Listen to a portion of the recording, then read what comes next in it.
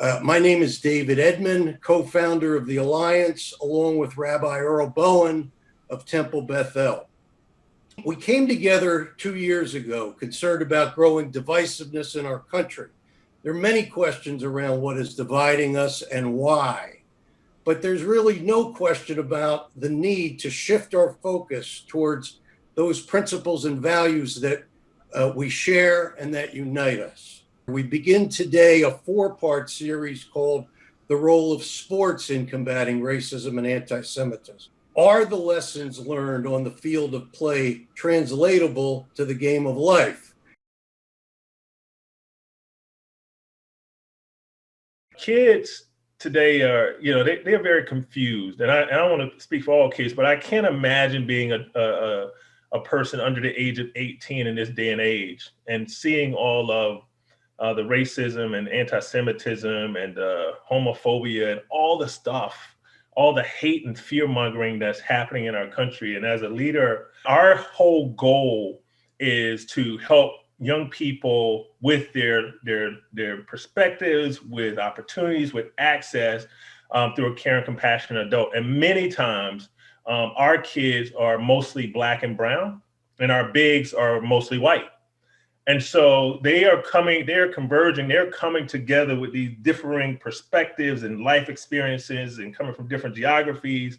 And they are, our intent with what we call matches, bigs and littles, is to help young people identify their place in this world and to feel welcomed and a place of belonging. So as they look at the racism and anti-Semitism and all of this stuff, I gotta say, at least from the Black community and the people that I've talked to, it's a lot of confusion. Boy, the kids don't know. They haven't been taught. And the thing about sports that's so much different than other aspects of our life is we are colorblind. When I'm picking, I'm on the playground and I'm trying to, pick 4 other guys to go play in a basketball game. I'm going to put 4 dudes out there that'll pass the ball, will play defense, can make a shot. I don't care what color they are. I don't care what God they pray to or what synagogue or church they belong to. Can you guard somebody? And will you pass the ball every now and then? And our kids can teach us so much about, not profiling for things that don't really matter.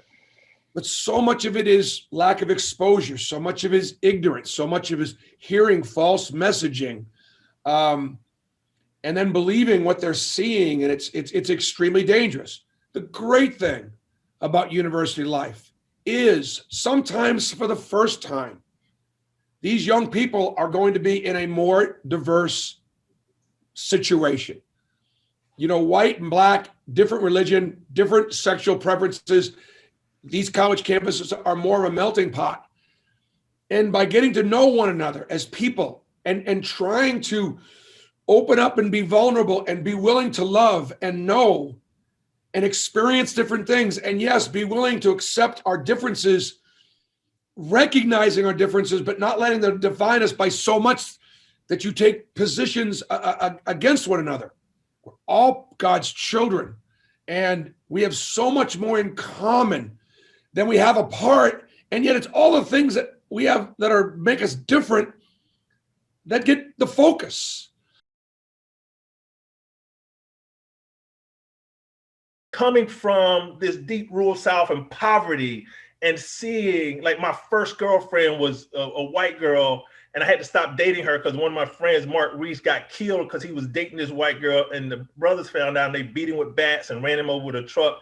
And then the cops knew who did it, and they never went to jail for it, right? True story. His dad still is heartbroken to this day, and that was 30-something years ago, right? And there's many stories like that in my hometown.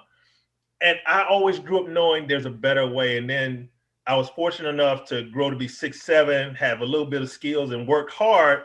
And then I ended up going to college, and then I went to a Black college. And so I'm learning the history of Black folks. So I left Payne College, Augusta, Georgia, with this confidence about being Black, right? And that, like, we didn't come from slaves, that we came from kings and queens, and that and all the contributions we made to this world. So then I go overseas and I play in Israel 20 years ago, if you can remember what was going on in Israel 20 years ago. And then I go to Finland, and I'm in Sweden, and I'm in Argentina. And this little black boy from Thompson, Georgia, a town of 6,000 people, is beginning to get more of a worldview on what it means to be black. Mm-hmm.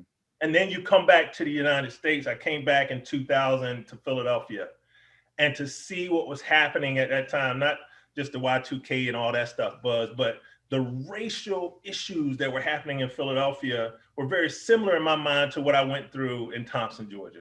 But I always was struck by my experience in Israel. And I always felt like I didn't get enough out of that experience. And then 2 years ago, David and I got a chance to go to Israel. We spent 10 days immersed in the culture, immersed in the history, immersed in the conflict that was going on at that time. If you remember, it was even, Mark, one of the professors here at Temple, had said some outlandish things about what was happening. And I think his words were taken out of context, but he said them. And so much stuff was happening. And I got a chance to say, I'm actually a really, really small speck in this whole conversation. And in order for me to elevate our children and the people willing to listen, is we have to have them see something bigger than themselves, and really understanding how connection and humanity and how our similarities are, like, at the end of the day, we know from anthropology that every person on the planet has at least 2% African in them, which tells us that first life began in Africa, but what also tells us that we all came from the same mother and father. 1973, I was 13 years old. My grandfather died. He was a plumber, but he owned a building in Roxbury, and there were probably maybe 100 tenants. And it was in a slum, and it was the hood. I used to go with him on Saturday mornings. It was bad. It was bad. And I remember having family conversations, and my family kind of yelling at him, going, "Jack, why don't you make them pay the rent? Jack, why don't you do this and do that? Why don't you get better tenants? Why don't you?" And my grandfather would argue with the family, going, "Look, we have enough. We have enough. These people don't have this. They don't have that." And it was all black, all black. When my grandfather died in 1973, there were maybe 100 cars at his funeral. And they weren't the kind of cars that I grew up seeing. They were cars from the hood. And as we were putting the dirt on his casket, one by one, these tenants and these families, they came up and they thanked my grandmother. They kissed her hand, because my grandfather did not make them pay. And I grew up with that. And I said, that Mensch, that's the Jew I want to be. That's the person I want to be. But it was a learned experience. And so one of the things that we don't have, and you can see how passionate I am about it, our kids don't have that learned experience. We got to find a way to give it to them. And that way they'll own it. Because it breaks my heart to then see young black kids that have an anti-Semitism, but they don't even know why, because it was part of something they read or something on social media, or the whole have and have not culture. We came to this country fleeing Europe, and Martin Luther King understood this and spoke about it. The Jews fled for their lives. Y'all were brought here in chains to be slaves. The difference was we were white. Y'all were black. There were greater opportunities for the Jews. Restrictions, yes, but there were. And I think from the beginning, that sort of created a tension when we're both living in ghettos and neighborhoods, but the Jews got out of it a little faster. And the Jewish people have been, hopefully more Jewish people will be committing make it even better. I know they were during the days of the 60s and the marches and all those different things, but we got work to do as an American Jewish community to continue to do what my grandfather did and make this relationship better.